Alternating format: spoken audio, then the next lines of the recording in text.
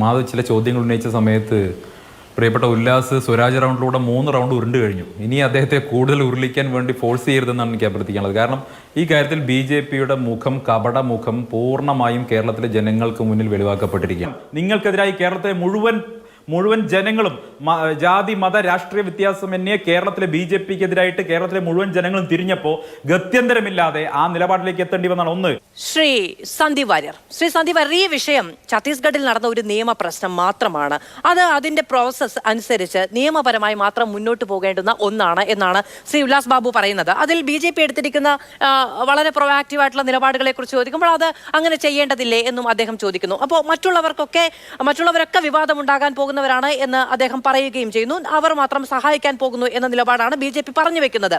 ഇപ്പോൾ നോക്കൂ, കേന്ദ്ര സർക്കാർ തന്നെ ഇടപെടുകയാണ്. കേന്ദ്ര ആഭ്യന്തരമന്ത്രി തന്നെ കൃത്യമായി ഇന്ന് കണ്ട എംപിമാരോടൊക്കെ വാക്കുറപ്പിച്ച് പറയുകയാണ്, ഇനി ഛത്തീസ്ഗഡ് സർക്കാർ മിണ്ടില്ല, ഇനി ഛത്തീസ്ഗഡ് സർക്കാർ ജാമ്യത്തെ ഈ വിചാരണ കോടതിയിലേക്ക് വരുമ്പോൾ എതിർക്കില്ല എന്ന് പറയുമ്പോൾ അപ്പോൾ അവിടെ കൃത്യമായി നിയമം ഞങ്ങളുടെ കയ്യിലാണ് ഇരിക്കുന്നത് എന്ന ഒരു സൂചന കൂടിയാണ്. നീതി ലഭ്യമാക്കാൻ വേണ്ടി വരുന്ന ഇടപെടലുകൾ നമ്മൾ ആശ്വാസപൂർവ്വം കാണുമ്പോഴും അപ്പോൾ അതിന് മുൻപുണ്ടായ ഇടപാടുകളും ഇതേ നിയമത്തിന്റെ മുകളിലുള്ള രാഷ്ട്രീയ ഇടപാടുകൾ തന്നെയാണ് എന്ന കാണിക്കൽ കൂടി ഉണ്ടാകുന്നു.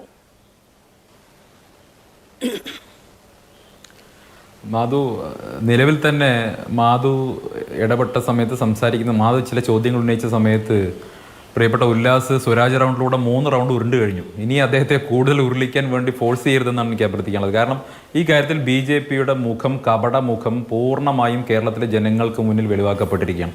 അങ്ങേയറ്റത്തെ കാപട്യം, കുറച്ചു കാലമായിട്ട് തുടരുന്ന ക്രൈസ്തവ സ്നേഹം എന്ന് പറയുന്ന കാപട്യം, ആ കപട മുഖം പരിപൂർണമായി തകർന്നുകൊണ്ടിരിക്കുകയാണ്. ഞാനതിലേക്ക് ഒരുപാട് ഉദാഹരണങ്ങൾ ചൂണ്ടിക്കാണിച്ചു തരാൻ സാധിക്കും. ഞാൻ ഇപ്പോൾ നിലവിലെ വിഷയവുമായി ബന്ധപ്പെട്ട് ചില കാര്യങ്ങൾ പറയാം. ഇപ്പോൾ ഇതിലെ പ്രശ്നം എന്താ, ഉല്ലാസ് ആദ്യം പറഞ്ഞ പോയിന്റ്, റെയിൽവേ സ്റ്റേഷനിൽ വെച്ച് കുട്ടികളെ ചോദ്യം ചെയ്ത സമയത്ത് അല്ലെങ്കിൽ കുട്ടികളുടെ ടിക്കറ്റ് വെച്ച സമയത്ത് എന്നൊക്കെ പറഞ്ഞു. ഇത് പരിശോധിക്കാൻ ബജ്റംഗ് ദളിന് ആരാണ് അനുവാദം കൊടുത്തത്?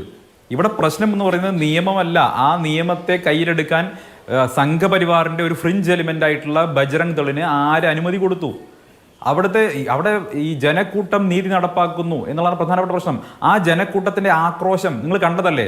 ബജ്റംഗ് ദളിന്റെ പ്രവർത്തകർ പോലീസിന്റെ സാന്നിധ്യത്തിൽ ഈ പറയുന്ന കന്യാസ്ത്രീകൾക്ക് നേരെ നടത്തിയിട്ടുള്ള അതിക്രമങ്ങൾ നമ്മൾ എല്ലാവരും കണ്ടതല്ലേ? അവരെ മർദ്ദിക്കാൻ പോകുന്നു, അങ്ങേയറ്റം ക്രൂരമായിട്ട് അവരോട് പെരുമാറുന്നു, അവരോട് ഏറ്റവും മോശമായ ഭാഷയിൽ പെരുമാറുന്നു, അവരെ മർദ്ദിക്കാൻ വേണ്ടി ശ്രമിക്കുന്നു. ഇതെല്ലാം നമ്മൾ വീഡിയോയിൽ കണ്ടതിന് ശേഷം അവിടെ ഒന്നും സംഭവിച്ചിട്ടില്ല, അവിടെ നിയമം നടപ്പാക്കുക മാത്രമാണ് ചെയ്തതല്ല. ഇത്രയും ദിവസം ഉല്ലാസ് അടക്കമുള്ള ബി.ജെ.പിയുടെ സംസ്ഥാനത്തെ പാനലിസ്റ്റുകൾ വന്ന് എല്ലാ ചാനലും പറഞ്ഞിരുന്നത് ഇവരെ പ്രസിഡന്റ് രാജീവ് ചന്ദ്രശേഖരൻ വന്നിട്ട് പറഞ്ഞു കന്യാസ്ത്രീകൾ തെറ്റ് ചെയ്തിട്ടില്ല, നിയമവിരുദ്ധമായിട്ടൊന്നും ചെയ്തിട്ടില്ല എന്ന് പറഞ്ഞതിന് ശേഷവും ഈ ബി.ജെ.പിയുടെ ഒരു വിഭാഗം വക്താക്കളൊക്കെ ചാനൽ വന്നിരുന്നിട്ട് RSS വിഭാഗത്തിന്റെ കയ്യടി കിട്ടാൻ വേണ്ടി കന്യാസ്ത്രീകൾക്കെതിരെയുള്ള കാര്യങ്ങളാണ് ഇത്രയും ദിവസം പറഞ്ഞിരുന്നത്. ഇപ്പോ ഇന്ന് അമിത്ഷാ ആർക്കാ ഉറപ്പ് കൊടുത്തത്? ഇപ്പൊ ഇദ്ദേഹം പറഞ്ഞല്ലോ, എന്തിന് UDF-കാർ പോയി, എന്തിന് കോൺഗ്രസ്സുകാർ പോയി എന്ന് ചോദിച്ചല്ലോ. UDF-ന്റെ MP-മാർ ആഭ്യന്തരമന്ത്രി അമിത്ഷായെ കണ്ടപ്പോഴാണ് ഉറപ്പ് കിട്ടിയത്. ഛത്തീസ്ഗഡ് ഗവൺമെന്റ് ഇനി ആ കേസിൽ ജാമ്യത്തിനെ എതിർക്കില്ല എന്ന് ഉറപ്പ് UDF-ന്റെ MP-മാർക്ക് കിട്ടിയത്. എന്തേ രാജീവ് ചന്ദ്രശേഖരൻ ആ ഉറപ്പ് കിട്ടായിരുന്നത്? നിങ്ങളുടെ നേതാവല്ലേ, നിങ്ങൾ പറയുന്ന പോലെ രാഷ്ട്രീയ പാർട്ടികളിലാണ് മന്ത്രിമാരെ തെരഞ്ഞെടുക്കുന്നതെങ്കിൽ നിങ്ങളുടെ നേതാവാണല്ലോ അവിടെ ഭരിക്കുന്നത്. ഞങ്ങൾ ചെലുത്തിയ സമ്മർദ്ദത്തിന്റെ ഭാഗമായിട്ട്, ഞങ്ങൾ ചെലുത്തിയിട്ടുള്ള രാഷ്ട്രീയ സമ്മർദ്ദത്തിന്റെ ഭാഗമായിട്ട്, കേരളത്തിലെ പ്രബുദ്ധ ജനത മുഴുവൻ തെരുവിലിറങ്ങിയതിന്റെ ഭാഗമായിട്ട്, ക്രൈസ്തവ വിഭാഗങ്ങൾ മുഴുവൻ അവരുടെ പിതാക്കന്മാർ അടക്കമുള്ളവർ തെരുവിലിറങ്ങി സമരം ചെയ്തതിന്റെ ഭാഗമായിട്ട്, കേരളത്തിലെ മാധ്യമ സമൂഹം നിതാന്ത ജാഗ്രതയോടുകൂടി ഈ വിഷയത്തെ ഫോളോ ചെയ്തതിന്റെ ഭാഗമായിട്ട് നിങ്ങൾക്ക് കീഴടങ്ങേണ്ടി വന്നു, നിങ്ങളുടെ ആഭ്യന്തരമന്ത്രിക്ക് കീഴടങ്ങേണ്ടി വന്നു എന്നുള്ളത് ഒന്ന് വസ്തുത. അവിടെ നിങ്ങൾ ഛത്തീസ്ഗഡിലെ ഗവൺമെന്റിനെ വിളിച്ച് ഇനി ജാമ്യത്തെ എതിർക്കരുത് എന്ന് പറഞ്ഞിട്ടുണ്ടെങ്കിൽ അത് നിങ്ങൾ അതിലേക്ക് ചെന്ന് എത്തിയത് എന്തുകൊണ്ടാണ്? എത്തിയത് വലിയ തോതിലുള്ള ജനരോഷം നിങ്ങൾക്കെതിരായി കേരളത്തിലെ മുഴുവൻ ജനങ്ങളും ജാതി മത രാഷ്ട്രീയ വ്യത്യാസമന്യേ കേരളത്തിലെ ബി.ജെ.പിക്കെതിരായിട്ട് കേരളത്തിലെ മുഴുവൻ ജനങ്ങളും തിരിഞ്ഞപ്പോൾ ഗത്യന്തരമില്ലാതെ ആ നിലപാടിലേക്ക് എത്തേണ്ടി വന്നാണ്. ഒന്ന്. രണ്ട്, ഈ വിഷയത്തിൽ ബി.ജെ.പിയുടെ കാപട്യം എന്ന് പറയുന്നത് എന്താ? ബി.ജെ.പിയുടെ സംസ്ഥാനത്തെ മുൻ പ്രസിഡന്റ് ഇന്നിട്ട ഫേസ്ബുക്ക് പോസ്റ്റ് എന്താ? സംസ്ഥാനത്ത് വലിയ മതപരിവർത്തനം നടക്കുന്നു എന്ന ആക്ഷേപം ഉന്നയിക്കുകയാണ്. ക്രൈസ്തവ വിഭാഗങ്ങൾക്കെതിരെ ആക്ഷേപം ഉന്നയിക്കുകയാണ്. സുപ്രീം കോടതിയിൽ പോയി കൊടിക്കുന്നിൽ സുരേഷിനെ കുറ്റവിമുക്തനാക്കിയിട്ടുള്ള ഒരു കേസിൽ വീണ്ടും അദ്ദേഹത്തെ പോലെ ഒരു പട്ടികജാതി വിഭാഗക്കാരനെ അധിക്ഷേപിക്കുന്ന തരത്തിൽ ഇവിടെ ഫേസ്ബുക്കിൽ ഇന്ന് ബി.ജെ.പിയുടെ മുൻ സംസ്ഥാന പ്രസിഡന്റ് പോസ്റ്റ് ഇട്ടിരിക്കുകയാണ്. അപ്പോൾ ആരെയാണ് ലക്ഷ്യം വെക്കുന്നത്? ഇവിടെ ഇന്ത്യൻ ഭരണഘടന ഉറപ്പ് നൽകുന്ന ഒരു മതത്തിൽ വിശ്വസിക്കാനും ആരാധിക്കാനും പ്രചരിപ്പിക്കാനുള്ള അവകാശമുണ്ട്. അത് ഏതെങ്കിലും ബി.ജെ.പി ആഫീസിൽ തിരഞ്ഞെടുത്ത് കൊടുക്കാൻ സാധിക്കില്ലല്ലോ. അത് ഇന്ത്യൻ ഭരണഘടന കൊടുത്ത അവകാശമല്ലേ. ആ അവകാശത്തിനെതിരായിട്ടുള്ള നിലപാട് ഇവരെടുക്കുന്നു.